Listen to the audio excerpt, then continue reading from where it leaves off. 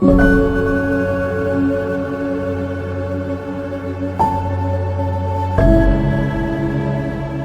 father of India's Green Revolution no more. Born in Tamil Nadu's Kumbakolam, Dr. M.S. Swaminathan was trained as a plant geneticist. The high-yielding wheat he developed had led to a quantum jump in food production and made the country food secure. Globally, he was an acclaimed leader in sustainable food security. He was awarded the first World Food Prize in 1987. A Padma Bhushan and Padma Vibhushan, he was also honored with the Raman Magsaysay Award. Times magazine named him one of the most influential Asians of the 20th century. In 2013, NDTV had honored him with the greatest global living legend award. Most of the reports now say the younger generation do not want to take agriculture because it's a very risky profession and low income and so on. But I think the future belongs to nations with grains and not guns. Guns you can purchase, but grains you cannot purchase. Thank you very much. Contemporary farmers would also remember Dr. Swaminathan for his commission's yet to be implemented recommendation to fix the minimum selling price to at least 50% more than the weighted average cost of production. MS is survived by his 3 daughters, including Dr. Soumya Swaminathan, the former chief of the World Health Organization. However, Swaminathan's legacy lives on through the farmers whose lives he changed.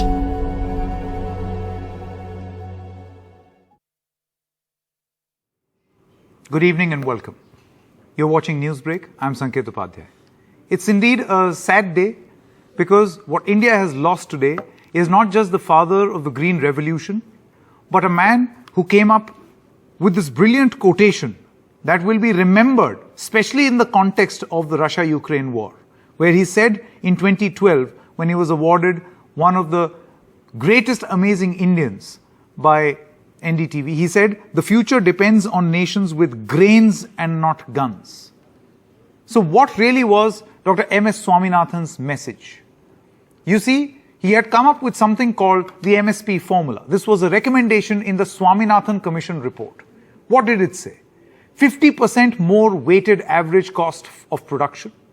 He talks about cost of farming at 3 levels. A2, expenditure on seeds, manure, chemicals, irrigation, labor and fuel. A2 plus FL, which is imputed value of unpaid family labor added to A2. It's a complex, it may look like a complex mathematical formula, but we'll break it down for you. C2, estimated land rent and interest cost on loan added to A2 and FL. The minimum support price, according to Dr. Swaminathan, was C2 plus 50% to give farmers 50% returns.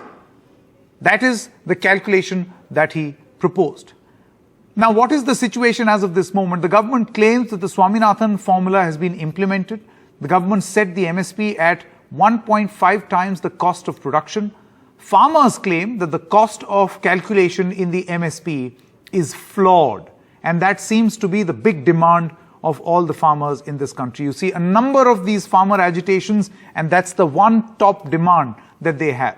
So on this show, the question that we are going to ask is this: will it be a fitting tribute to the father of the Green Revolution that we implement his suggestions in true letter and spirit on the minimum support price? I have the privilege of speaking to Mr. P. Sainath. He's an Indian columnist as well as writer who's joining us. Mr. Sainath, a lot of farm union leaders were obviously upset when they heard this news, but do you feel that his recommendations on MSP have actually been implemented as the government claims? At no time were they implemented. And I think you can simplify things for your viewers by putting all those points on cost of production into total cost of production. Because the mischief is being played in what input costs you calculate. You leave out some, you put in some. There's been a lot of cherry picking in that. So no, it has not been implemented. Second thing, I want to point out to you that two successive governments, UPA and NDA, both killed this report. The first of the 5 reports of the Swaminathan Commission, actually called the National Commission for Farmers. But if every farmer in this country knows 2 words of English, it's Swaminathan Commission Report. Usko lagu karo. Those 2 words, Commission Report, they know. Yeah, because millions, countless millions of farmers have hit the streets of this country since 2004-5, demanding the implementation of that report. It's not only about MSP, it is the first thing approaching a blueprint for Indian agriculture. The first thing in independent India approaching a vast, all-encompassing blueprint. There are some aspects of it which are dated and which need to be updated, like issues like climate change, which have become far greater. But though these reports were submitted in 2004 and 2006, in the subsequent 19 years, there has not been one single hour of dedicated discussion in either House of Parliament on what I think is the most important report on agriculture that independent India has seen. Maybe because it was more favorable to farmers than to agribusiness and the corporate sector. So this is absolutely untrue. And please remember, Sanket, that in 2004, the UPA government killed it for several years. In 2014, the present government, the Modi government, came to power on the promise of implementing it within a year, and that the main recommendation, which they saw as main, the MSP plus 50%, COP plus 50%, would be done within a few months. Instead, the very Sarkar that won millions of votes on that promise filed an affidavit in the Supreme Court saying this is not feasible, it cannot be done. It would distort market prices. Okay, the fact that the very universe of the Kisan was distorted didn't seem to matter more than the distortion of a market controlled and rigged by a handful of people. Now, but I will say this, that his name, his memory will not simply remain in the halls of government's bureaucracy, or even in scientific institutions, but it's embedded in the minds and hearts of millions of farmers in this country who have been demanding that. Mr. Swaminathan, you see, as you rightly mentioned, I mean, I covered the farmer agitation that took place a few years ago. And you're right. I mean, I don't know if many of these farmers would have even met Dr. M.S. Swaminathan, but they were very, very clear about what they want implemented. In a situation like this, Mr. Swaminathan, do you feel that the government will really suffer financially if they were to implement this recommendation in letter and spirit? Does it really not make financial sense? It has nothing. It has not very much to do with financial viability, Sanket. It's about who you are entrusting Indian agriculture to the agriculturists or to agribusiness. The 3 farm laws you and I discussed over that they were entirely pro-corporate, and that's why millions of farmers protested against them across the country until they were withdrawn. But by the way, they are now being reintroduced backdoor in a variety of small government legislations and committees and commissions. But, it's really a question of what is Indian agriculture going to look like in 20 years, or even in 10, and certainly in 30? Who will be controlling and determining the direction and nature and character of Indian agriculture? Will it be the farmer or will it be agribusiness? This is your central question, right? And please, if you'll remember, Sanket, if you'll remember, every second slogan at the time of the farm laws included the names of various corporations, criticizing them and demanding implementation of the Swaminathan report. I would say that as of today, and by the way, there is an effort to update the Swaminathan Commission report because it had many issues other than MSP. It looked at environmental, ecological. It looked at climate change, though which was then a much smaller issue in 2004 than it is in 2023. So I think that there is a body or a platform has emerged in Delhi, the Kisan Mazdoor Commission, defining farmer in the very broad sense that he understood it, very broad sense that we understand it, which includes women farmers. By the way, Dr. Swaminathan personally introduced a bill in Parliament as a private member for the rights and entitlements of women farmers. No one touched it. Okay? So I'm saying that today the Kisan Mazdoor Commission is more representative than any Sarkari or Supreme Court commission. It has members on it who are from those communities, including fisheries and forestry, because both come under agriculture in the Indian census. I think that the central points which can still be implemented, one, the MSP has to be spread to all 23 or all crops, not just rice and wheat, which is what happens in practice. The second is you recalculate the total cost of production, including all those elements that he spoke of. And I think that it's not a financial thing at all. Look at the lakhs of crores you have written off in 1 year in bad debts to corporations, to a handful of businessmen, when you make a huge fuss about putting a fraction of that sum, waiving it in loans to farmers. So I don't think it's the financial thing. It's a political question. It's also a question of determining the future of Indian agriculture. All right, Mr. Saina, thank you very much for your time. And I guess it'll only be a fitting tribute to Dr. Swaminathan if this is actually done. And as you rightly mentioned, all governments are equally to blame for a situation that we are in today. Thank you very much for joining us. We also have Devinder Sharma, is an agriculture policy expert. Mr. Sharma, we heard the views of Dr. M.S. Swaminathan also at the function, and this is going to stay with me, where he says the future depends on nations with grains and not guns. Really imposing words. And also what Mr. Sainath said, that it's really not about the financial burden. It's about political will. Well, you are right. And I remember I once asked Professor Swaminathan as to what was that political will which actually brought in Green Revolution in India. I think you will all agree that, the way the files move in India, they won't have any Green Revolution if that would have been the process. But Swaminathan answered me, I still remember and recall. He said actually the history was written in a half-an-hour journey in which he was accompanying Mrs. Indira Gandhi, at that time the Prime Minister, to the Indian Agriculture Research Institute in New Delhi for some inauguration.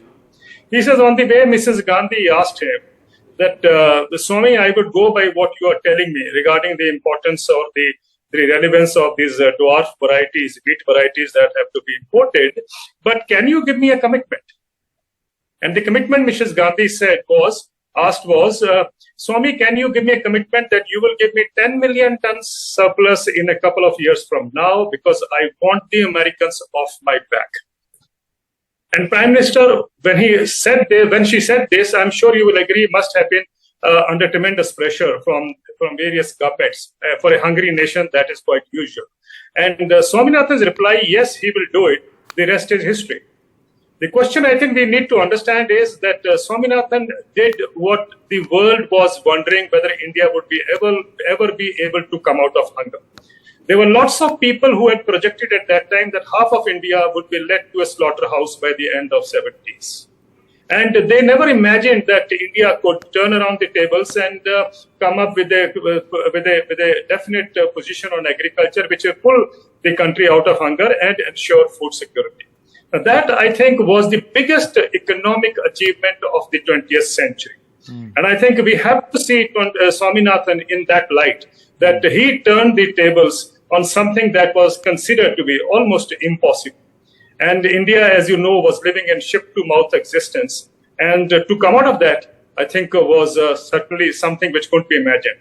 I remember your question, when you asked Swaminathan, and he said, it will not be,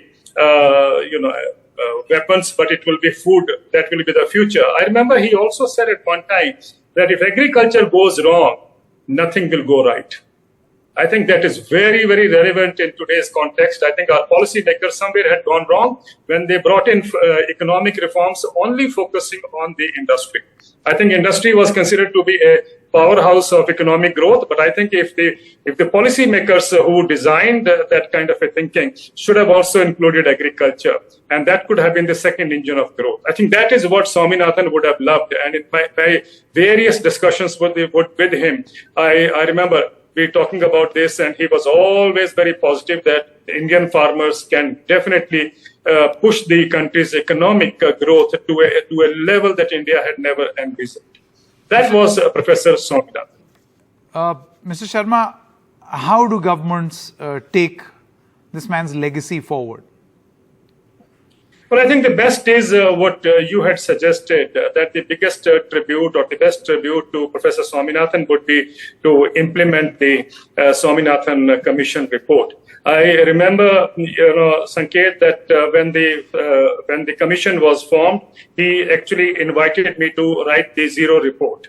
And the mandate to me was that to put the farmer in the center and then spell out the policies that are required to help the farmer get out of that kind of income insecurity that he is in today. And somewhere later, I was told by the policymakers that you have to focus on the stakeholders, all the stakeholders involved, and not only on farmers. So I took a step back. But I'm eventually, when I saw the report, we were in discussion all through, and I'm glad that he had emphasized on this income security for farmers. His argument all through was that if the farmer is not profitable, agriculture is can never be sustainable and can never be economically viable.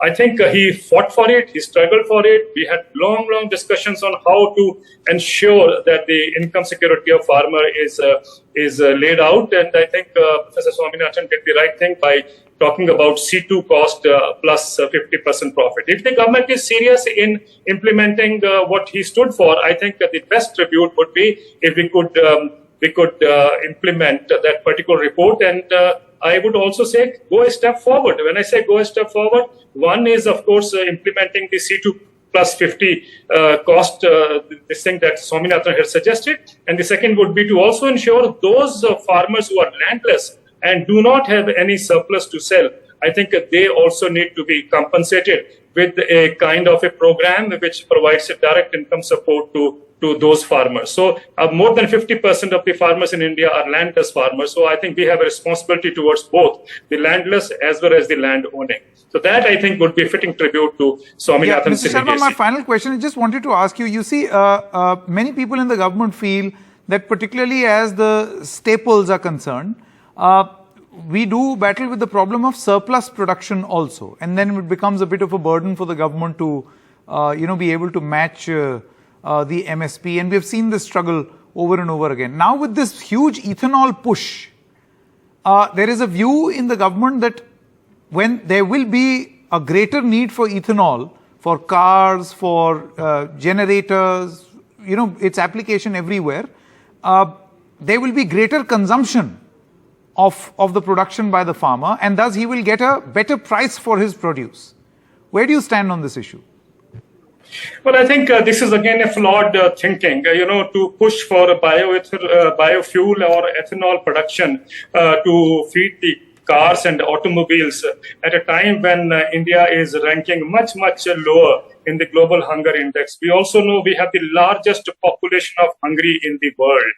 And I think the focus should have been on feeding these teeming millions. Let's not forget that even under the Sustainable Development Goals, the target is that by 2030, all countries should become zero hunger. At a time when the focus should have been to eradicate hunger, I find it strange that our focus is to feed the cars. I don't know what is happening. And at the same time, we need to learn from the Bengal famine. If you remember, food was diverted at that particular time. There was no shortage of food. We diverted food, and the result was we had a famine in which about 3 million people perished. Why do we want to take those kinds of steps? Whereas the priority should have been to feed the hungry. Okay, right. Mr. Sharma, thank you very much for your time. And we also spoke to noted farm leader Rakesh Tiket and asked him a question on Dr. M.S. Swaminathan, and also whether it will be a fitting tribute to the father of the Green Revolution to implement his suggestions on MSP. Remember, he has been a very vocal supporter of this. Here is what he said. आज का दिन किसानों के लिए दुखद घटना है। MS Swaminathan जी हमारे बीच में नहीं रहे। उनकी एक सिफारिश थी कि C2+50 वाला फार्मूला एमएसपी पे लागू हो, जिससे किसानों की आमदनी बढ़ेगी। और हमारी सच्ची श्रद्धांजलि सभी किसानों की जब पूरी होगी, जब भारत सरकार उनके फार्मूले को लागू कर दे और देश में जो एमएसपी देश में जो कमेटी है वह C2+50 वाला फार्मूला लागू कर दे, किसानों की आमदनी बढ़ जाए। सच्ची श्रद्धांजलि हमारी जब ही है कि जब वो उनकी सिफारिश से लागू हो जाए, भारत सरकार उनकी सिफारिशों को माने। और हमारी तरफ से, सभी किसानों की तरफ से बहुत बहुत उनके चरणों में हम पुष्प अर्पित करते हैं। धन्यवाद। जय हिंद संविधान।